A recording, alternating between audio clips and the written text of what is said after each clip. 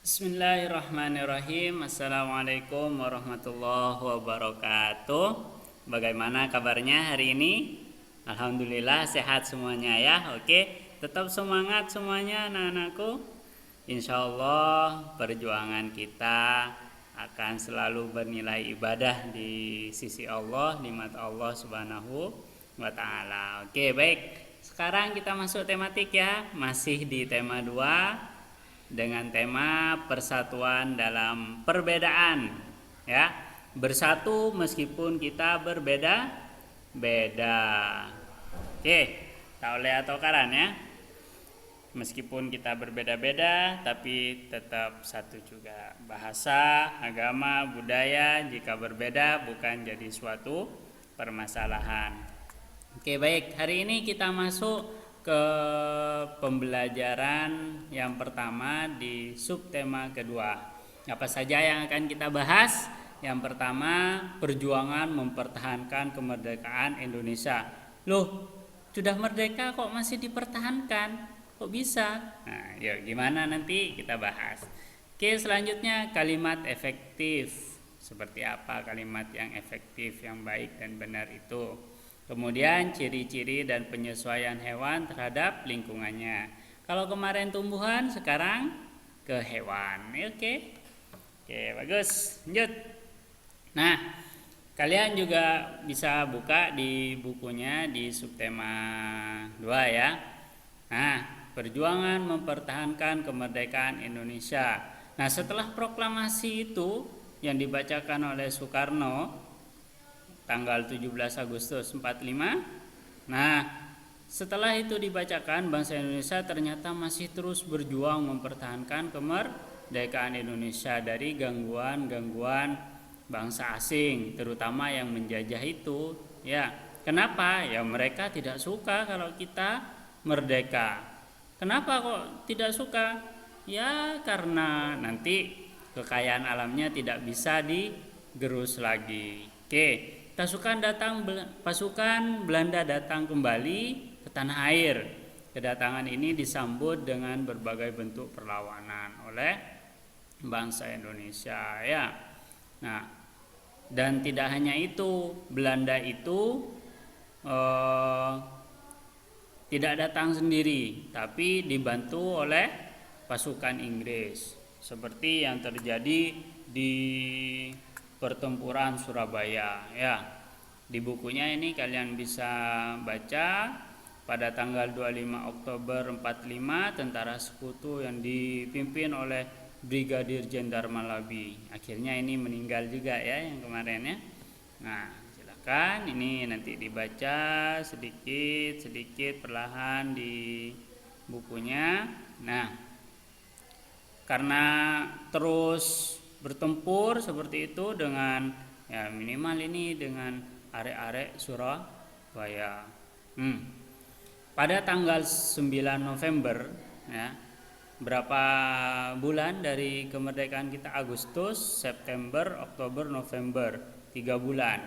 Inggris mengeluarkan ultimatum. Ultimatum itu semacam peringatan atau ancaman yang berisi semua pimpinan dan orang-orang Indonesia yang bersenjata harus melapor dan meletakkan senjatanya di tempat yang ditentukan dan menyerahkan diri dengan mengangkat tangannya. Kok bisa-bisanya mereka bilang seperti itu? Ya otomatis para pejuang kita nggak mau dengan itu. Kita sudah merdeka, kenapa kok masih diatur-atur? Tuh ya. Kita mau mempertahankan Indonesia, kenapa mereka masih ikut campur? Namun ultimatum tersebut ditolak, jelas ditolak oleh pihak Indonesia. Kita sudah nggak mau diatur lagi ya, nggak mau dijajah lagi. Nah, pada tanggal 10 November terjadi pertempuran yang sangat dahsyat. Pasukan Inggris menggempur Surabaya dari semua arah, darat, laut dan udara. Nah, yang sampai saat ini kita peringatin dengan peristiwa 10 November ya sebagai Hari Pahlawan. Nah, banyak juga pertempuran-pertempuran yang lain untuk mempertahankan kemerdekaan Indonesia. Ya, misalkan pertempuran di Medan Area, pertempuran Ambarawa, Bandung Lautan Api, dan semuanya itu merupakan perang-perang untuk mempertahankan kemerdekaan Indonesia. Kenapa? Karena para penjajah itu nggak mau Indonesia merdeka, mau terus dijajah. Ya, kita sebagai bangsa yang besar, kuat, ya nggak mau digitukan lagi ya. Nah, dan pada saat itu karena negara Indonesia sudah terbentuk, otomatis perjuangannya lagi tidak secara kedaerahan tapi secara keseluruhan. Kita bersatu untuk mengusir penjajah-penjajah itu. Oke, baik. Itu sekedar mempertahankan materi untuk mempertahankan kemerdekaan Indonesia. Selanjutnya kita beralih ke kalimat efektif. Nah, apa itu kalimat efektif? Kalimat yang memiliki susunan sesuai kaidah bahasa Indonesia ya, yang tercantum dalam TWBI atau Pedoman Umum Ejaan Bahasa Indonesia. Ya. Dan menggunakan kata yang sesuai. Harus sesuai. Nah, kalimat efektif memiliki susunan yang berurutan, setidaknya memiliki subjek, predikat, objek, dan keterangan. Apa itu subjek? Subjek kalau di bahasa Inggrisnya itu kan diajarin juga ya, sudah ya kelas 6 ya. Orang yang melakukan sesuatu, misalkan aku, kamu, orang, misalkan Andi, Nina ya. Predikat itu kalau bahasa Inggrisnya verb ya, atau kata kerja. Kalau objek, orang yang atau sesuatu yang dikenakan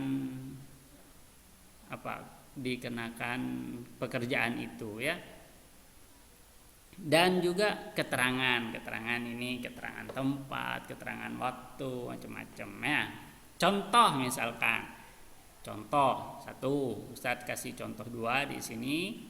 Seluruh bangsa Indonesia mempertahankan kemerdekaan. Nah, seluruh bangsa Indonesia ini merupakan subjek ya, karena seluruh bangsa ini orang yang melakukan sesuatu. Apa itu sesuatunya? Sesuatunya itu mempertahankan. Kegiatannya mempertahankan. Kata kerjanya mempertahankan. Kata kerja itu disebut dengan predikat. Objek itu kemerdekaan yang kita pertahankan. Ya, misalkan saya tidur di kasur. Saya itu sebagai subjek tidur karena kegiatan, itu predikat di kasur. Nah, di kasur itu keterangan ya, bukan objek. Saya tidur di kasur. Oke. Jadi seluruh bangsa Indonesia merupakan subjek, mempertahankan itu predikat, dan kemerdekaan itu objek. Atau contoh misalkan lain, Aldi makan nasi. Aldi itu subjek, makan itu predikat atau kata kerja, nasi itu objek. Paham sampai di sini? Mudah-mudahan. Yang kedua, contohnya Insinyur Soekarno dan Dr. Andes Muhammad Hatta. Ini orang kan ya yang melakukan sesuatu, memproklamasikan kemerdekaan Indonesia di Jakarta. Insinyur Soekarno dan Hatta sebagai subjek memproklamasikan ini kegiatan yang dilakukan ya, mengumumkan, membacakan itu namanya predikat, kata kerja yang dilakukan oleh subjek ini. Kemudian objek kemerdekaan Indonesia di Jakarta. Ini namanya keterangan di Jakarta. Kalau misalkan ditambah di Jakarta pada siang hari. Nah, pada siang hari ini juga keterangan. Oke, paham sampai di sini? Oke.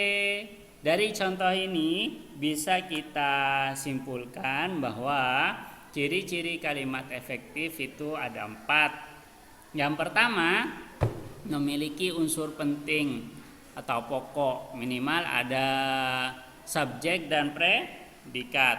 Ada subjek dan predikat. Saya makan, sudah misalkan seperti itu, boleh. Adik menangis, boleh ya, seperti itu. Itu unsur pentingnya.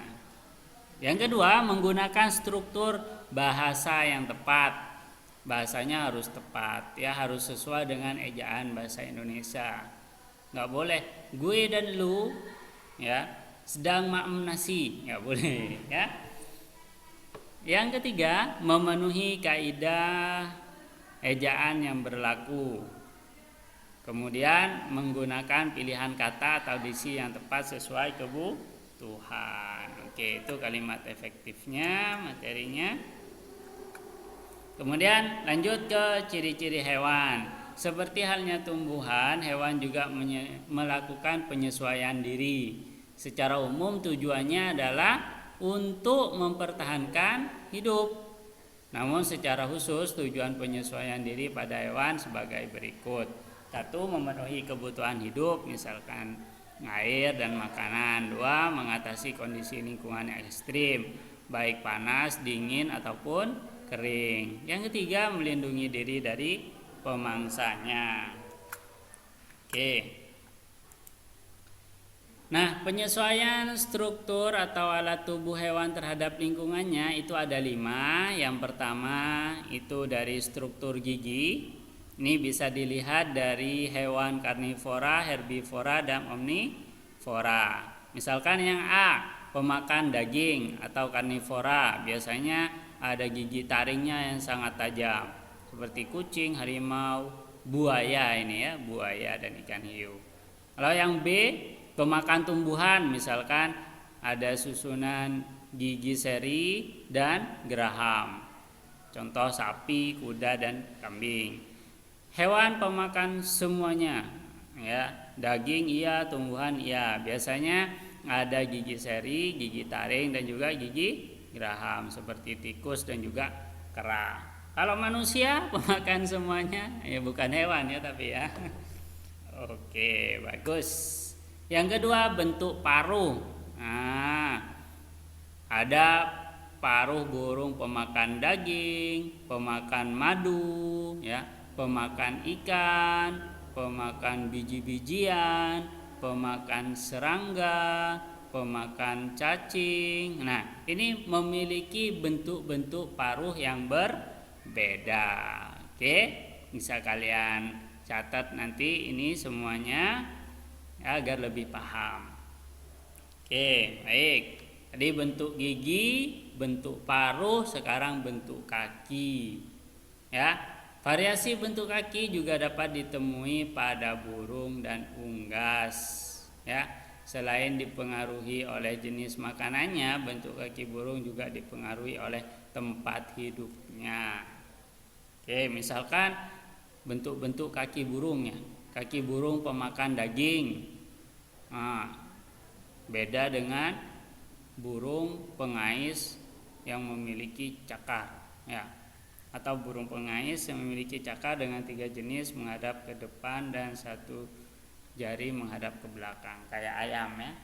Yang ketiga ada burung pemakan ikan, bentuk kakinya juga beda.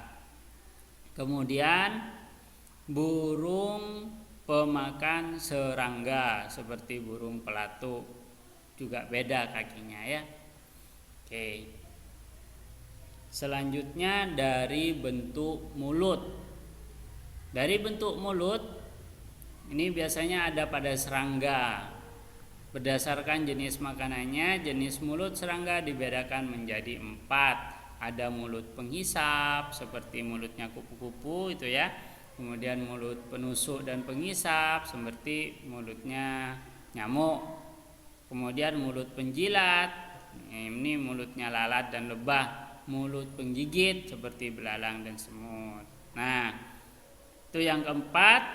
Ini yang kelima. Ini seharusnya 5. Lidah yang panjang dan lengket. Nah, lidah yang panjang dan lengket dimiliki oleh beberapa hewan seperti cicak, bunglon, dan landak semut. Ya, lidah tersebut digunakan